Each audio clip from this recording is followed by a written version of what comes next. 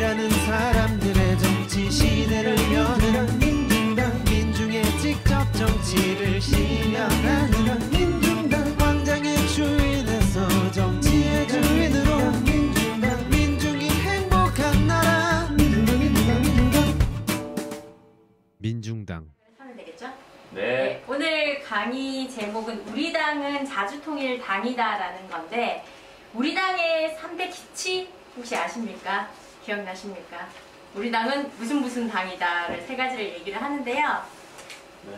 자주통일당이다, 비정규 철폐당이다, 그리고 직접정치당이다라고 얘기를 합니다. 그래서 이 세 가지 기치를 가지고 자주와 평등과 그리고 직접정치를 통한 민중집권을 실현하겠다는 게 우리 민중당인데, 그 중에서도 사실 자주통일당이라고 하는 것은 우리 당이 전략적인 노선으로 가지고 있는 거고, 한국 사회에서 자주통일당을 전략 노선으로 가지고 있는 당은 우리 당뿐입니다. 그래서 굉장히 자부심을 가져도 좋겠다라는 생각이 듭니다. 이 전략 노선이라는 것은 이 자주통일 투쟁을 우리가 사실 늘 실천을 하잖아요. 그래서 그것을 좀 더 한다 이런 의미가 아니라, 실제 한국 사회에서 자주통일을 실현해 나가는데 우리가 책임지고 구현해 나간다. 그리고 우리가 집권을 하는 데에서도 이 자주통일을 중심으로 해서 핵심적으로 쥐고 집권을 한다라는 뜻입니다. 그래서 저희가 민중당 자주통일위원회에서 이번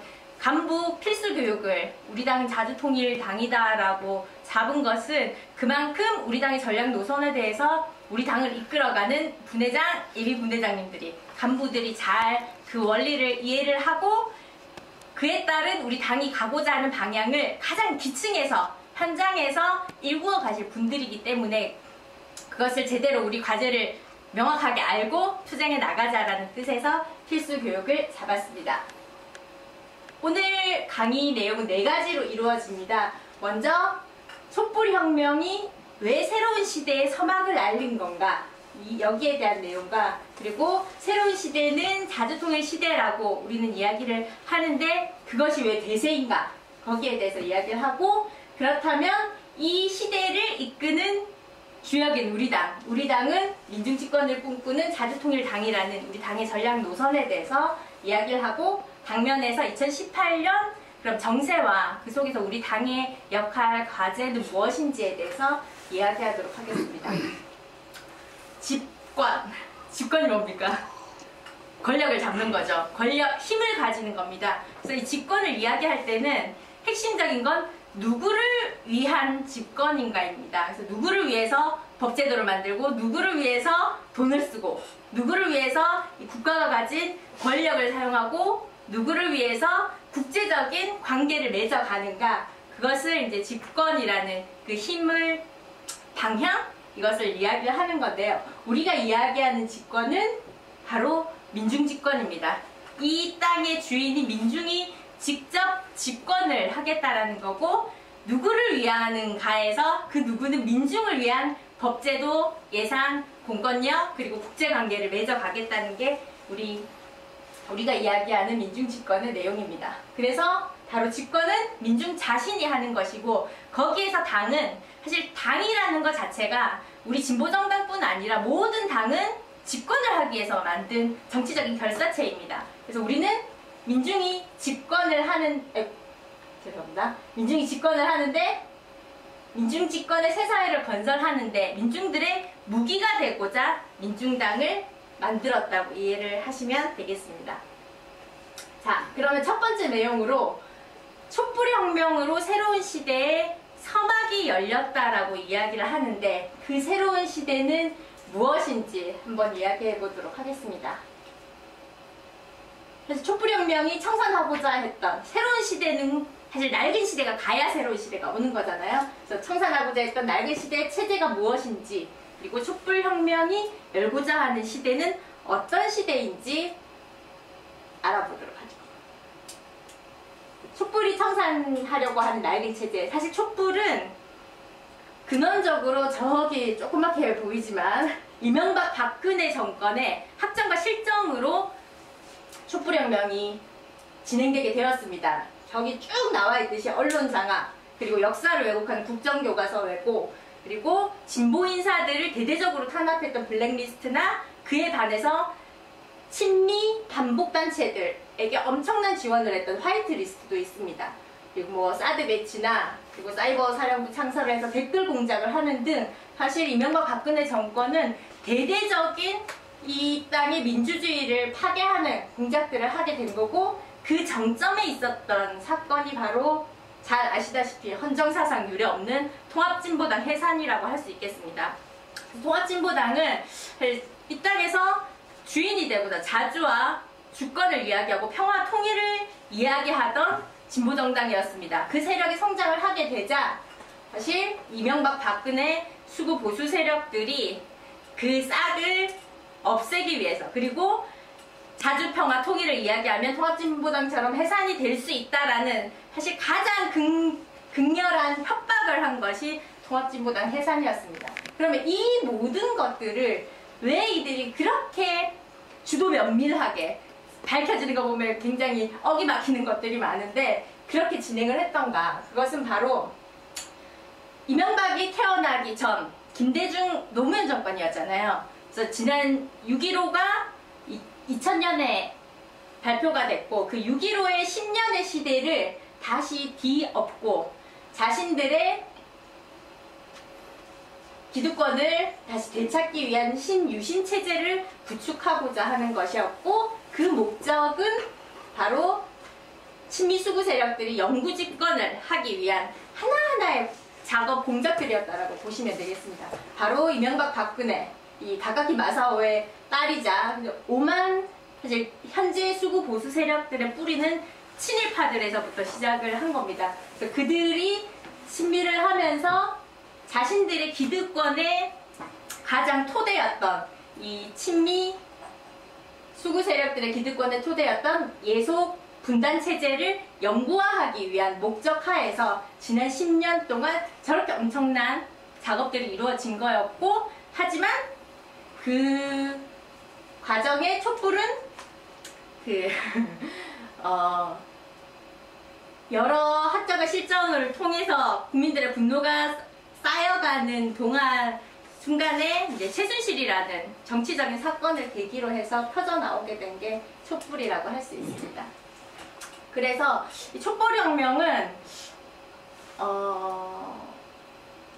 예속 분단 체제를 영구화하고자 하는 이 친미 수구 분단을 자기의 생존 근거로 하는 영구집권 세력과, 그리고 이 땅의 자주와 그리고 민주주의와 평화 통일을 원했던 민중들이 한판 대결을 하는 이런 형국이 되었다고 할 수 있습니다. 그렇다면 이 과정에 사실 촛불이 2016년 말부터 해서 그냥 나타난 게 아니잖아요. 바로 이 한국 사회 역사 속에서 왔던 민중들의 투쟁 속에서 그 내용들을 다 찾아볼 수가 있습니다. 멀리 동학에서부터 항일투쟁, 4.3항쟁, 4.19, 5.18, 60 가깝게 2000년 이후에 벌어졌던 효수님 이선희 촛불투쟁, 광우병 촛불, 촛불혁명까지 여기 쭉 이어지는 민중들의 투쟁의 공통점이 보이십니까? 동학도 사실은 그렇죠. 반외세, 외세에 반대하고 하일도 마찬가지죠. 외세 반대하고 그 외세에 의해서 억압받는 민주주의, 우리들의 주권을 찾고자 지속적인 우리 민중들은, 한국사회 민중들은 100년이 넘도록 투쟁을 해온 것이죠. 특히 2000년 지나서 효수님 이선희 투쟁, 광우병 촛불, 촛불혁명까지 자질 문제가 핵심이었습니다. 미국과의 관계 문제를 핵심으로 제기를 하면서 벌어졌던 투쟁입니다. 그래서 이 역사 속의 투쟁을 보아도 이 한국 사회는 계속 이 외세를 등에 업은, 그리고 그걸로 자신들의 기득권을 유지했던 4대 매국 세력과, 그리고 우리의 자주권을 지키기 위해 반외세 자주를 외쳤던 민중들과의 대결이 지속적으로 벌어져 왔던 것이고, 이 촛불혁명을 통해서 사실 그 적폐가 수면 위로 완전히 드러나서 이 청산을 시작을 하게 된 역사적인 사건이라고 할 수 있습니다. 네, 그래서 우리는 이 적폐의 근원을 앞서 여러 투쟁에서 보았듯이 한국 사회를 지배하는 분단과 전쟁 구조, 그리고 그 속에 있는 바로 미국이라고 생각을 합니다. 네. 그래서 네. 아시다시피 우리가 1945년 해방은 되었는데, 사실 해방되면서 우리 민중들이 품었던 새 사회, 새로운 국가의 모습은 지금과의 같은 모습은 아니었겠죠. 바로 자주적인 통일국가를 원했으나 바로 그 해방 국면에 미국이 개입을 하면서 민족의 반역자였던 친일파들이 미국을 등에 업고 남측의 대한민국의 기득권 세력으로, 집권 세력으로 되면서 사실 대한민국의 역사는 굉장히 어그러졌다고 생각을 하고, 그 45년 이후에 이 분단의 구조가 지금까지의 이 모든 적폐에 다 얽혀있는 문제이다. 특히 분단과 미국을 적폐의 근원이라고 하는 것은 지금 문재인 정부가 추진하고 있는 여러 적폐 청산들, 최근에도 언론에 나왔듯이 국가 기관들, 정보기관들, 국정원에서부터 검찰, 사법 이렇게 쭉 언론해서 쭉 손을 대고 있는데 손대지 못하는 부분, 바로 미국과 관련된 부분입니다. 우리가 적폐 청산 얘기를 촛불혁명 과정에서도 이 최순실 비리에도 드러났던 것이 바로 로키드 마틴 사와의 거래설, 국방비리가 심각하게 얽혀있다라는 이야기가 나왔고, 거기에 핵심적으로 김관진이 역할을 하고 있었음에도 아직 김관진은 그 어떤 처벌도 받지 않고, 그리고 탄핵이 진행되고 있는 그 와중에 김관진이 주도적으로 절차, 정당성 이런 거 다 무시하고 사드를 배치해버리는, 왜냐? 미국이 뒤에 있기 때문에 건드릴 수 없는 적폐라는 겁니다. 그래서 이 미국을 뛰어넘지 않는 한 한국 사회에서의 완전한 적폐 청산은 있을 수가 없다. 그래서 이러한 적폐 근원을 해결해 나가는 것이 바로 촛불혁명의 완성이겠다 라고 생각을 합니다.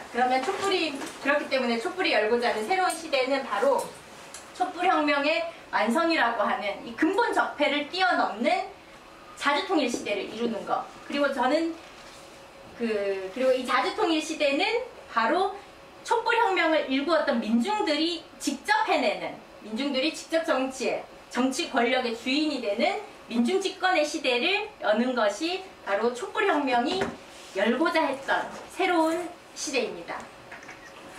그럼 여기서 다시 현재를 돌아봄에 있어서 민주개혁 세력이 집권을 한 경험이 있지 않습니까? 저희가 10년 전에.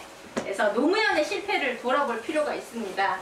노무현이 이 사진은 효수님 이사님 부모님의 손을 잡고 있는 사진인데, 사실 노무현 정권은 이 효수님 이선이 촛불로 탄생한 정권이라고 해도 과언이 아닙니다. 그래서 그 당시 6월부터 시작돼서 연말 대선까지 줄기차게 전국의 국민들이 촛불을 들면서 소파 개정과 살인미군 처벌을 외쳤었고, 노무현은 그 촛불의 자리에 오고, 그리고 부모님들의 손을 잡으며 미국에게 할 말은 하는 대통령이 되겠다라고 약속을 했습니다. 그런데 대통령이 되자 내놨던 노선이라는 것이 어울리지도 않는, 친미하고 자주가 어울리는가요? 친미 자주 노선이라는 이른바 이런 노선을 내세우면서, 기억하시는 분들 계실 텐데 노무현 정권 시절에 이라크 파병 반대투쟁했던 거 기억나십니까? 김선일 씨? 그 과정으로 이라크 파병 문제가 있었고, 그리고 평택기지, 대추리 투쟁 이런 부분 기억하실 텐데, 이 노무현이 얘기한 친미 자주는 미국이 요구하는 것들은 주면서 우리가 얻을 건 없겠다. 그래서 전시작전 통제권 받아오겠다. 그리고 미국이 얘기하는 MD가 아니라 한국형 KMD로 하겠다라고 하면서 외교, 국방 정책을 펴낸 거죠. 그런데 결과적으로 지금 우리 손에는 전자권이 없습니다. 그리고 KMD를 하겠다고 계속 얘기는 하지만 사드가 배치가 되면서 결국 미국이 주도하고 있는 MD 체제로 흡수되고 있는 상황입니다. 그리고 노무현이 추구했던 이제 경제정책, 지금 우리가 엄청나게 늘어난 비정규직으로 고통받고 있지 않습니까? 그 시작이 어떻게 보면 뭐 거슬러 올라가면 뭐 IMF부터 해서 쭉 있겠지만 그것이 본격화된 것이 노무현 정권 때 미국식 신자유주의를 적극적으로 받아들이면서 그것을 우리가 잘 아는 유명한 복지부 장관 유시민 씨를 내세우면서 복지 정책으로 완화를 하겠다. 신자유주의로 인해서 일어나는 여러 폐해들을. 그런데 결국은 그건 실패를 했고 지금 이 나라는 비정규직의 나라가 됐고 엄청난 양극화, 빈부격차가 있는 사회가 됐습니다. 그래서 실제 노무현의 친미자주 정책은 민중의 삶을 보아서도 그렇고 여기 나와 있는 1개 국방장관이 한나라 대통령에게 정신 나갔다라는 소리를 들을 만큼 외교적으로도 인정받지 못하는 그런 나라의 대통령으로 실패를 하게 된 거죠. 그러면 문재인 정부는 10년이 지나 다시 민주개혁 정권이 들어섰는데 미국을 넘어설 수 있을까? 여기 사진에는 없지만 대선 시기에 사실 지난 촛불에서 사드 배치 반대의 목소리가 굉장히 높게 울렸었고 그래서 문재인 후보 시절에 사드 배치 안 하겠다라고 약속을 했었습니다. 하지만 집권 이후에 미국의 압박과 그리고 북핵 문제 이런 것들을 빌미로 해서 이제 사드를 배치를 해버렸죠. 그래서 트럼프도 방한을 하고 국회에서 연설을 하게 하고 우리 평화를 지키고 우리 땅을 지키기 위해서 투쟁했던 우리 소송리 주민들은 아직도 피눈물을 흘리면서 소송리를 계속 더 추가적인 배치가 없도록 사드를 뽑아내겠다라는 결심으로 투쟁을 하고 있습니다. 이렇듯 문재인 정부는 미국을 아직까지 넘어서고 있지 못한 한계가 있는 정부라 할 수 있습니다. 그래서 지금까지 쭉 이야기를 했던 우리 한국 사회 민중의 역사를 보나 그리고 적폐청산에서 근원의 문제, 이 분단과 미국의 문제를 뛰어넘지 않고서는 자주를 쟁취하지 않고서는 지난 100년 우리 민중들이 쭉 투쟁을 해왔는데 새로운 100년 달라질 수가 있겠느냐. 자주 없이는 우리 민중들에게 민주주의도 민생복지도 평화통일도 없다. 그래서 무엇보다 자주를 실현하는 것을 그래서 저희 당은 가장 중요시하고 있습니다. 그럼 두 번째로 새 시대가 자주통일의 시대다라고 이야기를 하는데 왜 이것이 거스를 수 없는 대세인가, 시대의 대세인가에 대해서 이야기를 하도록 하겠습니다. 새 시대가 오려면 낡은 시대가 가야 되죠. 그래서 지금의 20세기 이 지구상을 이끌었던 중심은 바로 미국이었습니다. 미국의 시대가 가고 있다. 사실 트럼프가 대통령이 되는 걸 본 순간 다들 미국이 망조가 들었구나, 망하게 가는구나 라고 누구나 이야기를 했는데 그것을 실제 우리 눈으로 확인을 해보도록 하겠습니다. 먼저 패권이라고 하면 저기 네이버 지식백과에 있는 내용인데요. 어떤 분야에서 으뜸의 자리를 차지한 권력 또는 국제정치에서 힘이나 경제력으로 다른 나라를 압박하고 자기의 세력을 넓히려는 권력을 말합니다.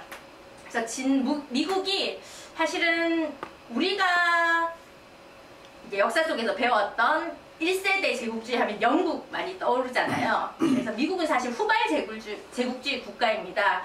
그런데 이 후발 제국주의 국가가 1, 2차 세계대전을 거치면서 그 안에서 사실 요리조리 여러 우연과 겹치며 자기 역할을 하며 꼭 미국이 주도로 이 세계 평화를 이끌어온냐, 그러면서 세계 패권을 차지를 하게 됩니다. 사실 미국이 세계 패권을 차지한 역사가 1, 2차 세계대전 이후니까 채 100년이 되지가 않죠. 그리고 미국은 그 패권을 유엔을 비롯한 각종 국제연합과 그리고 IMF 등등의 국제 경제와 관련된 국제기구들, 금융기구들, 그리고 핵심적으로는 사실 핵무기를 필두로 하는 군사동맹체제로 전 세계 패권을 유지하고 있습니다. 사실은 그 각각을 쥐고 세계를 협박하며 미국의 이익이 세계의 이익인 양 자기 패권을 누려왔던 건데 지금 아주 자신만만하게 트럼프가 아메리카 퍼스트라며 저렇게 이야기하고 있지만 지금 미국은 그러한가 보겠습니다. 미국의 정치적 패권이 무너지고 있습니다. 앞서 말씀드렸듯이 미국은 자신의 패권을 위해서 여러 가지 국제연합 기구들을 주도해서 만들었는데 미국 자국의 이익에 부합하지 않는다라는 이유로 그걸 자기 자신이 탈퇴를 하고 있는 겁니다. 그래서 뭐 저기 나와 있는 TPP, 한태평양 경제동반자 협정이나 뭐 기후변화, 파리 기후협약이나 유네스코, 그리고 지금 진행되고 있는 뭐 한미 FTA처럼 여러 나라 간의 FTA도 내 나라 미국의 이익이 안 된다며 재협상을 요구를 하고 있고 여러 국제기구들에 좀 더 미국의 이익에 부합하라는 협박과 그렇지 않은 데들은 탈퇴를 하고 있습니다. 그래서 2017년 북대서약조약기구 정상회의에서 미국에게 의존하던 시대는 갔다. 저거는 독일의 메르켈 총리가 한 일입니다. 그래서 실제 미국에게 이 전 세계의 정치적 지위는 그야말로 자신의 힘으로 무너지고 있다라고 생각을 합니다. 그 끝판왕이 바로 예루살렘 사건인데요. 다들 아시겠지만 미국이 예루살렘 선언을 하고 유엔에서 그것을 반대하는 결의안을 채택을 하게 됩니다. 결의안까지는 채택이 안 됐죠. 미국이 상임안보리 국가라서 반대를 하면 안까지는 채택이 안 되지만 압도적으로 통과는 하게 됐죠. 그래서 심지어 미국이 얼마나 뻔뻔한 제가 보기에는 거의 이제 양아치 수준이라고 생각이 되는데 저 사진에 있는 거는 헤일리 유엔 주재 미 대사입니다. 그래서 엄청난 협박을 합니다. 이 결의안 이 통과가 되기 전에 찬성을 하면 재정 지원을 중단하겠다, 찬성한 나라 이름 다 적어버리겠다 이렇게 했으나 압도적으로 통과한 건 그만큼 미국의 정치적 패권이 이제 누구도 미국의 말을 듣진 않는구나 무너져 가는 모습을 결정적으로 보여준 사건이라고 할 수 있겠습니다. 두 번째는 미국의 경제적 패권 또한 무너지고 있습니다.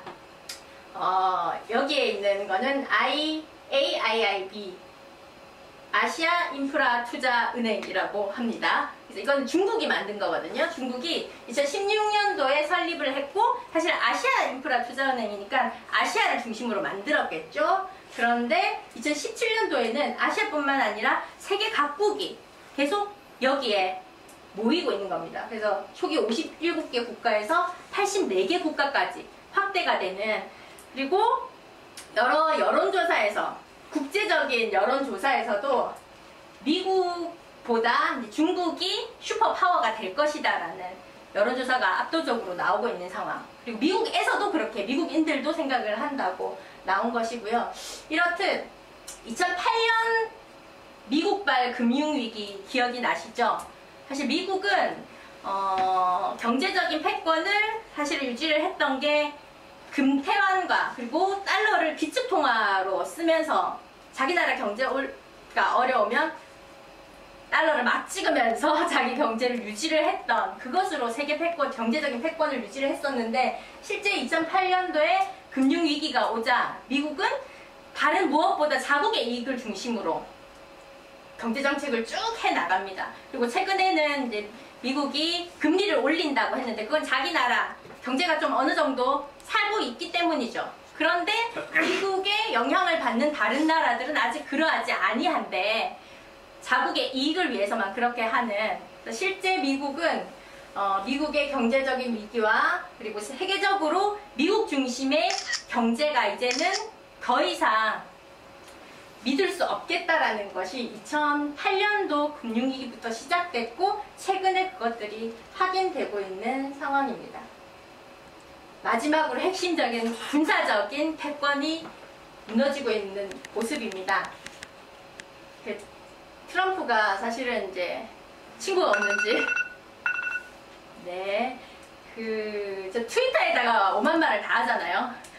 나라 대통령이면 사실 공식적인 언사를 해야 될 법한데 우리 트럼프의 트위터를 보면서 많은 사람들이 깜짝 놀라기도 하고 비난을 하기도 하는데 조 트위터는 2017년 1월 2일에 그 전날인 1월 1일에 북한이 신년사에서 동방의 핵 강국이 되겠다, ICBM이 거의 완성 단계에 도달했다 라는 발표를 하자 그럴 일은 절대 없다라며 트위터에다가 싹 쏘았습니다. 그래서 사실 2017년도 한 해는 미국의 특히 우리 한반도를 보면 이 전쟁 막말과 그리고 최강의 대북 제재 압박 그리고 연례적으로 완전 우리가 상시적으로 하루가 멀다 하고 매달 군사훈련이 진행됐고 최대 규모의 군사훈련도 진행이 됐던 것이 작년 한 해입니다. 그래서 특히 전쟁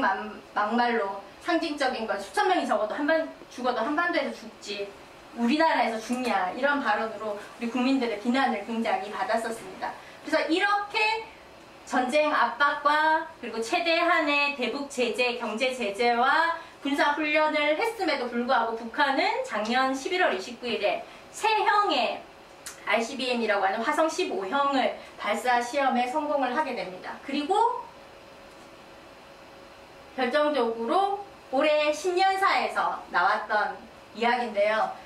핵 무력이 완성이 되었다. 그리고 이 미국에 대해서 이 김정은 위원장의 핵단추가 내 사무실 책상에 있고 이것은 위협이 아니라 현실이다 라고 선언을 하게 됩니다.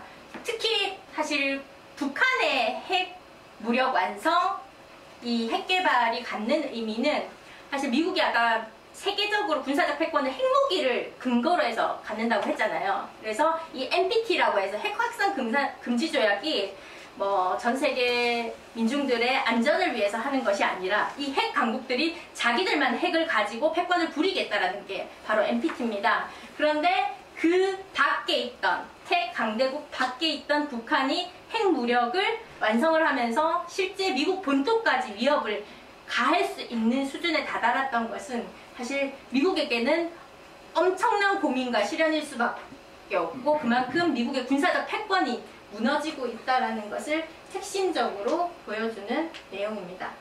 그래서 사실 요 생각나는 건 핵단추 얘기 아시죠? 핵단추가 있다니까 나도 더 큰 거 있다라며 네, 그런 수준의 미국 대통령이니 정말 정치적으로 경제적으로 군사적으로 트럼프가 집권하는 것과 동시에 미국은 아주 속도감 있게 무너지고 있다는 것을 보여줍니다.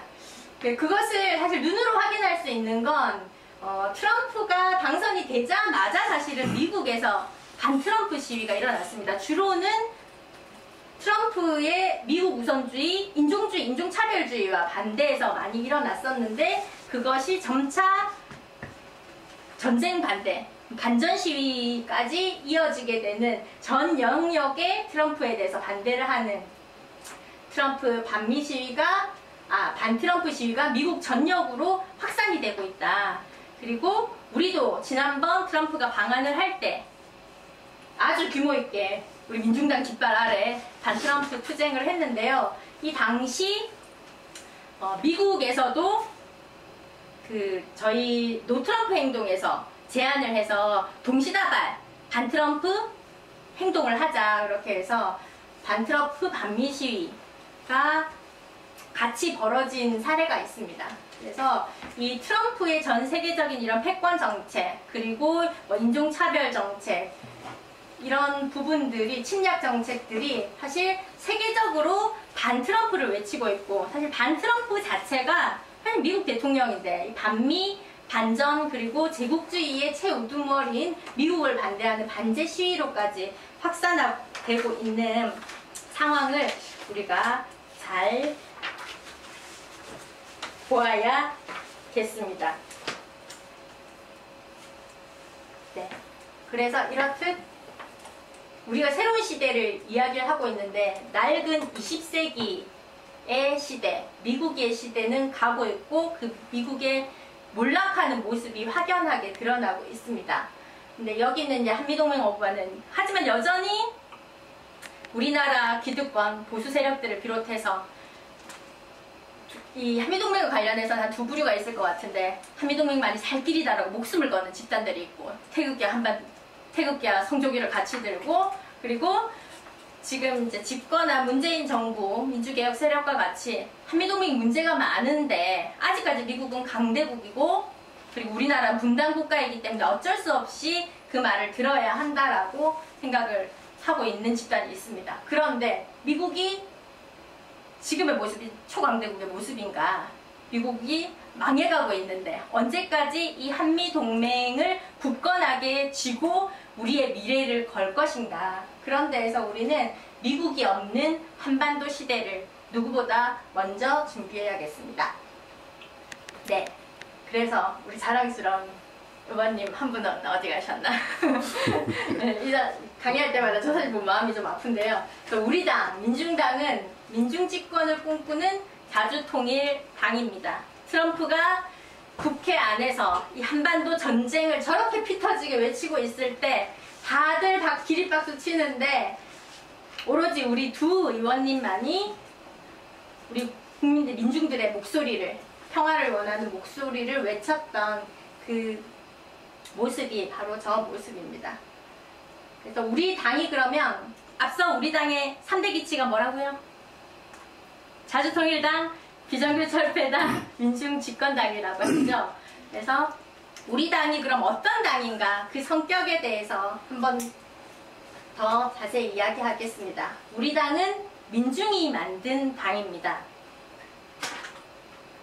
그 민중은 바로 우리 촛불혁명을 만들었던 민중입니다. 그래서 우리 당은 촛불혁명 이후에 촛불혁명의 동력을 가지고 만든 유일한 당이 민중당이기도 합니다.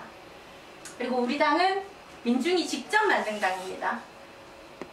이 땅에서 분단과 신자유주의로 고통받던, 그리고 가장 고통받으면서 정치적으로, 경제적으로 배제되었던 노동자들이, 농민들이, 빈민들이, 청년들이, 여성들이 모두가 함께 직접 만든 당이고, 이 10월 15일 창당대회 기억나십니까?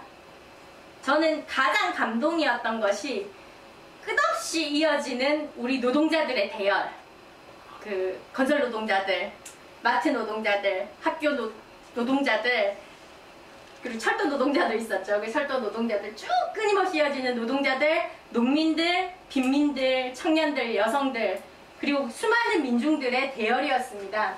그래서 이렇게 직접 민중들이 만든 당이 바로 우리 민중당입니다. 그래서 우리 민중당은 바로 이 땅의 주인인 노동자 민중들의 직접 정치를 실천하는 당입니다. 민중이라고 했을 때 처음 당명 정하던 때도 좀 생각이 나는데 이 민중에 대한 선입관이랄까 그런 부분들이 많이 있습니다. 아주 고귀한 단어임에도 불구하고 이 민중을 지금까지 여러 정치 세력들은 어떻게 대해왔나. 보수정치, 이 수구 꼴통 세력들, 보수정치 세력들은 우리 민중을 개돼지로 취급하고 통치의 대상으로만 여겨왔습니다. 그래서 자기들이 하라는 대로 무조건 복종하는 그런 대상으로만 여겨왔고, 지금 집권을 했다고 하는 이 개혁정치 세력들도 자신들의 내용에 동의를 표할 수 있는 참여의 대상으로 하였지만 진정 민중들의 뜻이 제대로 반영이 되었는가 알 수가 없습니다.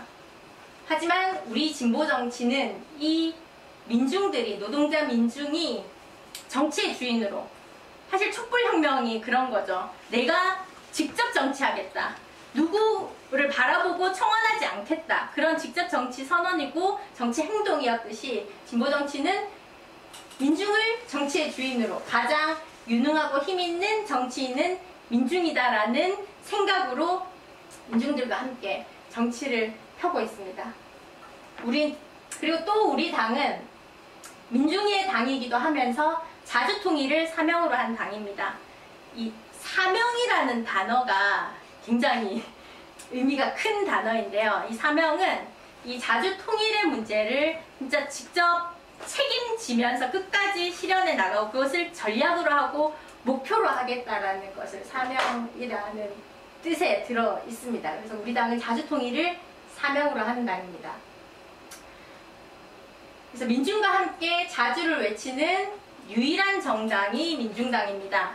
앞서 우리가 이 땅의 한국 사회의 근본 적폐를 분단과 미국, 그리고 거기에서 우리의 자주를 실현을 하는 것이라고 했을 때 그것을 전략으로 삼고 있는 유일한 정당은 민중당밖에 없습니다. 그래서 소성리 주민의 손을 잡고 성주에 사드가 들어오는 것을 막기 위해 가장 치열하게 함께 싸웠던 것이 우리 민중당이고, 또 트럼프에 반대해서 투쟁을 했던 것도 민중당밖에 없습니다. 그리고 촛불혁명이 열고자 하는 새시대, 자주통일의 시대를 대변하는, 자주통일의 시대가 새시대라면 우리가 품고 있는 이 자주통일의 외침, 이것은 정말 우리 민중당만이 미래를 개척할 수 있다는 것을 보여주기도 합니다. 네, 그래서 그렇다면 우리는 자주통일을 사명으로 하는 당인데, 우리 당의 전략적 목표는 자주적인 민주정부를 수립하고 자주통일을 실현하는 것입니다. 왜냐? 이것만이 이 땅의 민중들이 주인된 삶을, 그리고 이 고통에서 벗어날 수 있게 하는 방향이기 때문입니다. 그렇게 하기 위해서 우리는 어떻게 이 전략적 목표를 실현하려고 하느냐? 우리 당의 승리의 전략은 바로 촛불과 자주통일의 만남을 실현하는 것입니다. 촛불을 일구어왔던 그 민중들이 자주통일 또한 그 힘으로 이루어갈 수 있게끔 해 나가고자 하는 겁니다. 그렇게 하기 위해서 우리 당은 성장 동력을 바로 우리 자주와 통일의 열성적인 우리 당원과 그리고 간부들을 확대 강화하는데 우리의 동력을 찾고 있습니다. 네, 이 뒤에는 좀 글들이 많나요? 그래서 우리 당은 앞서 말했듯이 노동자 민중의 직접 정치를 지향하고 있고, 노동자 민중을 가장 힘있는 유능한 정치인이라고 생각을 합니다. 그래서 그렇게 되기 위해서 이 노동자 민중들이 새로운 시대, 자주통일 시대를 이끌어갈 수 있는 새시대 정치 역량이 되게끔 키워나가고자 하는 게 우리 당의 방향입니다. 그것을 어떻게 하느냐?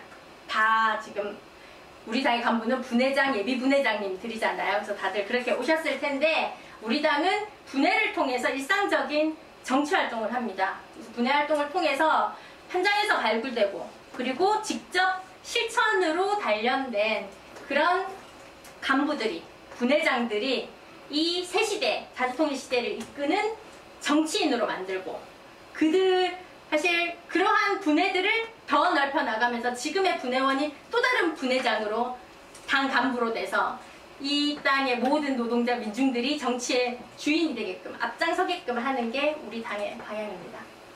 그래서 우리 당은 촛불과 자주통일의 만남을 꿈꾸는 당, 우리의 촛불 동력과 자주통일을 어떻게 만나게 할 거냐.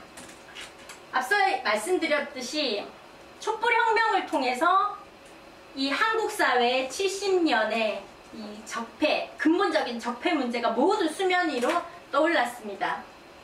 그래서 이것이 해결되기 위한 근본 적폐, 이 분단과 미국 문제, 자주의 문제를 해결하는 것이 바로 촛불혁명의 완성이고, 그것이 우리가 촛불혁명을 생각을 하면 엄청난 그런 촛불의 대우가 기억이 날 텐데요.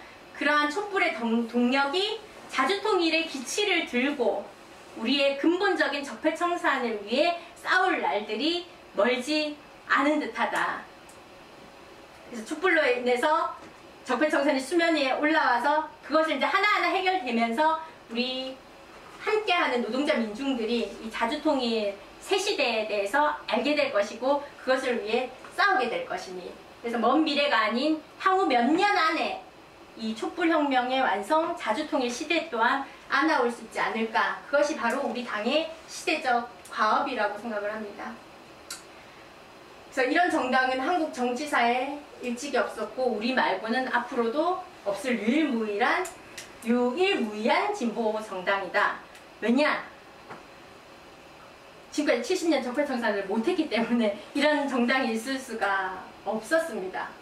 그리고 우리가 완성을 해 나갈 것이기 때문에 앞으로도 없을 것입니다. 우리가 쭉 갈 거니까요. 100년 정당.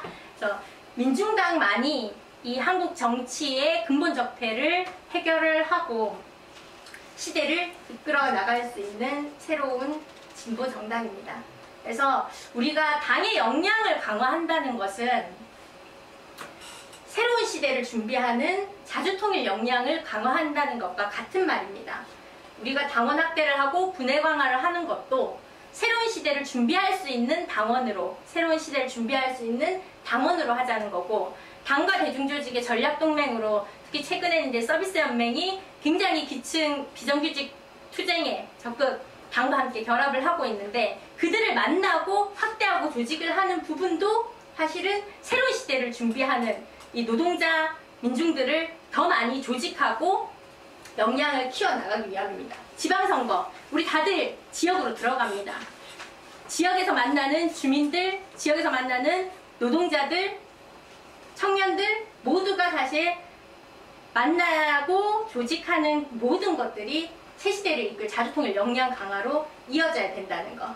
그래서 우리가 비정규직 노동자와 청년 학생을 희망이 되는 당이 되고자 하는데, 왜냐하면 이들이 앞서 말씀드렸듯이 이 분단과 신자유주의로 가장 고통받는 계층이기 때문입니다. 그래서 당의 역량 강화는 곧 자주통일 역량 강화라는 것 꼭 기억하시면 좋겠고요.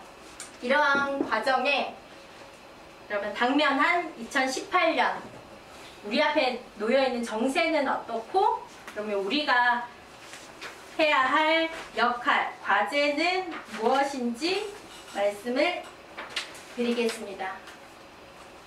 먼저 정세는 간단하게만 보겠습니다. 한국, 우리가 살고 있는 이 한국 사회는 촛불혁명 진행 중입니다. 70년 적폐청산이 시작되었고 현재 진행형입니다. 그렇기 때문에 이 적폐청산을 방해하고 살아남기 위한 이 수구 보수 세력들과 미국, 그리고 철저한 적폐청산으로 새 사회를 반드시 만들겠다라는 우리 민중들이 치열하게 투쟁하는 과정이 지금 한국 사회 정세입니다. 그리고 또 하나의 강점이라고 할 수 있는 것은 촛불혁명을 통해서, 촛불혁명이 누군가를, 위에 있는 누군가를 바라보지 않고, 사실 정치권도 박근혜 퇴진을 외치지 않았잖아요. 탄핵을 외치지 않았잖아요. 그래서 직접 해낸 겁니다. 그래서 그 어느 때보다 우리 민중들이 주권의식이 높아져 있고, 민주적 권리의식, 그리고 직접 정치에 대한 열망이 높아진 상황이기 때문에 이 적폐청산 혁명은 보다 더 치열하게, 그리고 승리하는 방향으로 가지 않을까 생각합니다. 두 번째는 우리 한반도 정세에서 핵심적인 북한, 그리고 우리 우리 통일을 함께할 우리 민족 북한의 정세도 굉장히 중요한데요. 북한이 이번 올해 신년사에서 핵무력 완성을 선언을 했습니다. 그리고 명확하게 우리가 핵무력을 보유하고 강화하는 것은 강성대국을 건설하기 위함이라는 것도 밝혔습니다. 그리고 또 하나가 지금 오늘이 17일이죠. 예. 1월 초부터 해서 굉장히 지난 10년 동안 보지 못했던 모습들을 우리는 보고 있습니다. 적극적인 남북관계 개선과 평화통일 문제를 제기를 하고 있고, 오늘 실무접촉 기사들 몇 개만 봐도 예술단이 140명, 그리고 응원단이 230명이 온다고 하는데 오는 경로가 다를 것 같습니다. 그래서 이번 계기에 막혀있던 여러 육로들을 다 뚫으려고 하나? 이런 생각이 들 정도로, 그래서 굉장히 대대적이고 공세적인 방향에서 남북관계 개선을 이야기를 하고 있고, 이야기를 하고 있습니다. 네. 그리고 북미 대결이 지난 2017년은 굉장히 한반도 정세가 이제 전쟁 직전까지 갈 만큼 위기가 고조되고, 그 과정에서 북이 지속적인 핵무력 개발을 해왔었고, 그러한 북미 대결이 치열한 가운데 사실 남북 관계가 열리고 있는 겁니다. 평창을 계기로 해서. 그래서 근데 이제 어제 오늘 기사에도 미국이 이 열린 대세는 어쩌지 못하지만 그것에서 계속 한국 정부를 압박하며 발목을 잡고 있는 것이, 군사적 움직임도 굉장히 활발해지고 있고, 남북 관계 문제나 이런 것들을 바라보는 데 있어서 한미가 다르지 않다라는 그런 발언을 하면서 지속적으로 이것을 남북관계의 진전을 가로막기 위한 작업들을 진행 중인 것 같습니다. 그러함에도 불구하고 이 계기에 사실 정세가 확 바뀌었잖아요. 지역 주민들의 분위기도 바뀌었습니다. 작년만 해도 막 계속 뭐 전쟁한다, 뭐 무기 누가 쏘니 시험한다, 뭐 이런 이야기였다면 지금은 이제 그런 얘기는 아예 쏙 들어가고 이것을 어떻게 잘할까, 그냥 마냥 좋은 겁니다. 우리 국민들도 시민들도 평창 잘 됐으면 좋겠고, 누가 온다더라, 가서 보고 싶고, 이제 그런 분위기들인데, 이 과정이 바로 이번 평창을 계기로 해서 정말 외세공조, 한미동맹 손을 잡고 있던 작년의 정세와 이 민족공조 남과 북이 손을 잡는 올해 열리는 이 정세를 보고 어느 것이 정말 우리가 가야 될 길이겠느냐, 미래겠느냐, 그리고 전쟁이냐, 평화냐, 분단이냐, 통일이냐, 이 문제가 근본적으로 전면에 부상할 것이 이 평창을 계기로 2018년 정세에서는 보입니다. 저희가 해야 될 것은 이 국면이 지속될 수 있게끔, 보수 세력들이 한반도기 들고도 입장 못하겠다며 이렇게 딴지를 건데 완전히 이제 여론의 공격을 받고 있잖아요. 이런 것들을 대세로 만들고 그 싹을 아예 지방선거에서부터 눌려버릴 수 있게끔 해야 되는 것이 우리의 역할이 아닌가. 그런 과정에 사실 문재인 정부가 앞서 말씀드린 한계가 있는, 미국을 넘어서지 못하고 있는 이 부분이 우리 국민들이 보는 눈앞에서 바로 시험대에 오르지 않겠나.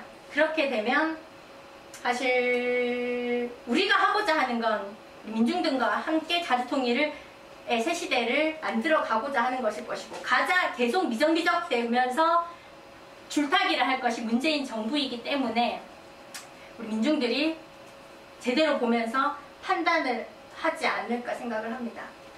자주통일 운동을 하면서 있어 본 적이 없는 호조권이다.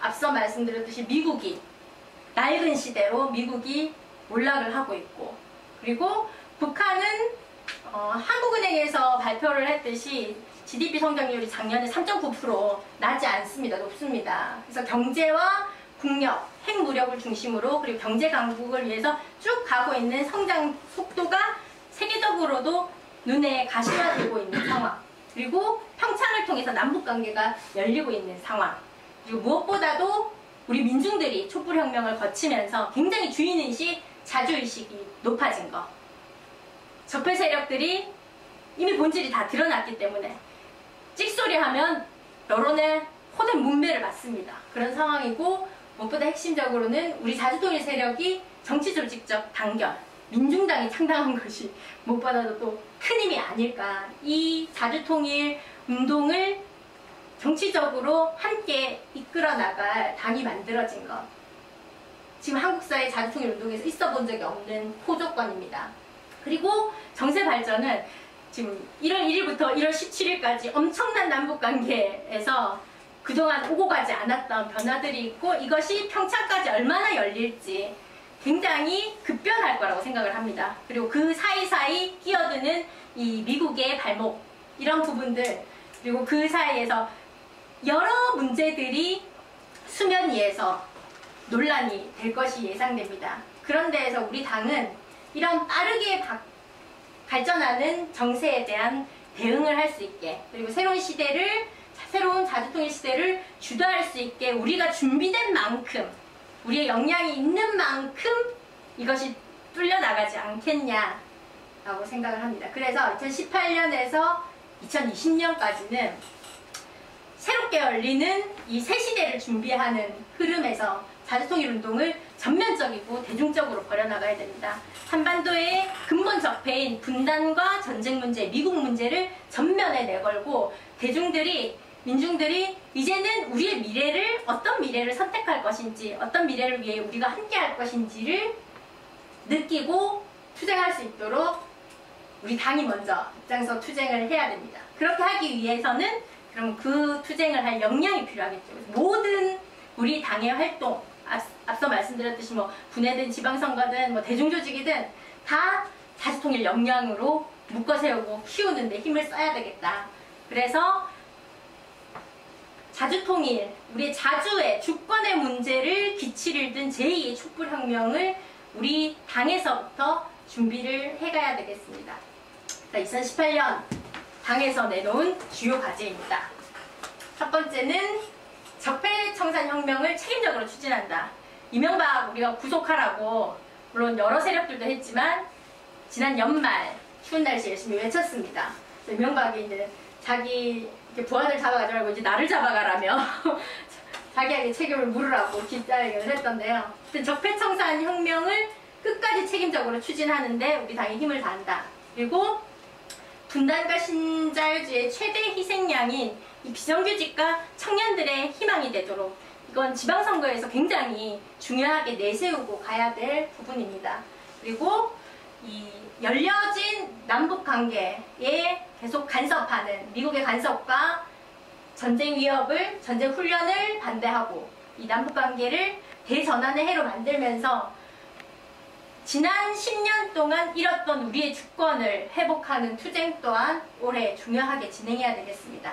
그리고 지방선거는 우리의 이런 당의 전략과 노선, 우리의 이념들을 가장 기층에 있는 주민들에게 알려나가고 그들의 지지를, 동의를, 그리고 조직을 해나가는 과정입니다. 그래서 가장 우리 3대 기치 중에 하나인 민중 직접정치, 민중 직접정치가 지방선거를 통해서 우리가 지금 시작하고 있는 100만 유권자 정책 제한운동에서부터 새로운 정치, 그리고 민중들이 직접 나설 수 있게 하는 정치로 전진할 수 있는 결과를 내어와야 되겠다. 그 과정에 이 지방의 낡은 토세력, 적폐들 청산해야 되겠죠. 그래서 그렇게 하는 데 있어서 우리 당은 어떤 역할을 강화할 것인가? 이것은 중앙당과 시당과 지역 현장위원회에 있는 간부들이 모두가 함께 생각하고 자기의 위치에서 과제를 찾아야 될 거라 생각을 합니다. 중앙당 같은 경우에는 특히 정세 요구에 맞게 방향 방침을 제대로 수립을 하고 정치적으로 선도하는 역할을 해야 되겠죠. 그리고 그 내용에 따라 지역과 현장에서는 그에 대한 대응력을 높이고 여론을 발전시키기 위한 정치활동을 적극해 나가야 된다. 그리고 핵심적으로는 우리의 모든 활동은 자주통일 역량 확대 강화에 기여될 수 있도록 조직하고 키워나가자 합니다. 그래서 핵심적인 실천 과제는 자주통일 반전평화 실천 활동을 전면적으로 주요 내용입니다. 실제 이제 앞서 말씀드렸듯이 외세공조, 민족공조, 분단, 통일 이 문제가 전면적으로 올라올 것이기 때문에 주한미군의 문제, 한미동맹의 문제, 평화협정의 문제가 전면에 나올 수밖에 없습니다. 언제까지 대결할 거냐. 그래서 이것을 주요 이슈로 만들어 나가는 걸 핵심적으로 하면서 계속 딴지를 걸면서 유지해 나갈 수 있는 한미 전쟁 연습을 중단시키는 거. 왜 자주통일 당이고 왜 새로운 시대를 낡은 시대인 미국의 시대가 가고 새로운 시대인 자주통일 시대를 열어가는 미래의 주역 민중당인지, 그리고 올해 우리가 해야 될 과제가 무엇인지 좀 아시겠습니까? 예. 네. 그래서 마지막 우리 민중의 직접 정치를 기치로 내건 민중당인 만큼 가장 기층에서 우리 민중과 함께, 노동자 민중과 함께 자주통일의 새 시대를 반드시 열어나가고 그 전환의 해를 만드는 것이 올해였으면 좋겠습니다. 이상입니다.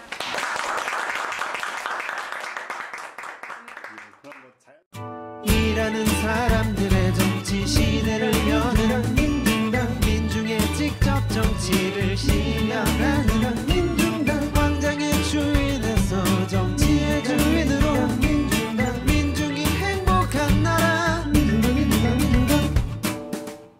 민중당.